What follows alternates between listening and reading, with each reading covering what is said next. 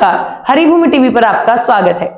दिल्ली विधानसभा चुनाव सिर पर हैं और इससे पहले बीजेपी हरियाणा में महिलाओं के लिए एक नई योजना लक्ष्मी लाडो योजना लॉन्च कर सकती है।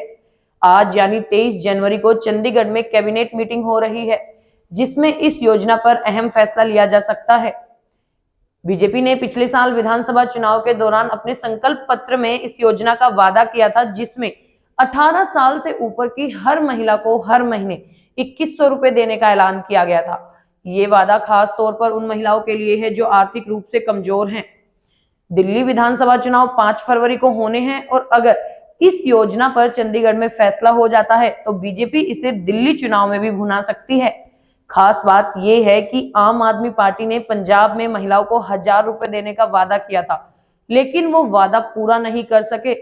वही कांग्रेस ने हिमाचल में महिलाओं को 1500 रुपए महीने देने की शुरुआत की है, लेकिन शर्त ये थी कि एक परिवार से केवल एक महिला को ही ये राशि मिलेगी। तो क्या सरकार के लिए ये योजना लागू करना आसान होगा?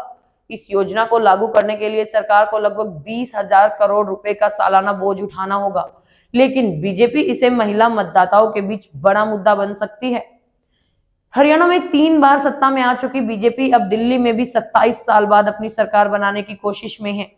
दिल्ली में बीजेपी इस समय आपको मुख्यमंत्री अरविंद केजरीवाल के अधूरे वादों पर घेर रही है, जैसे यमुना सफाई और अन्य मुद्दे।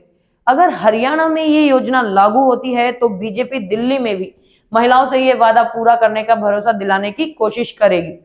बीजेपी ने आपके 2100 रुपए के मुकाबले हर महीने महिलाओं को 2500 रुपए देने का वादा किया है। वही कांग्रेस ने भी इतना ही पैसा देने का वादा किया है, लेकिन हिमाचल में ये वादा पूरा न होने से कांग्रेस के लिए महिलाओं को यकीन दिलाना मुश्किल हो सकता है।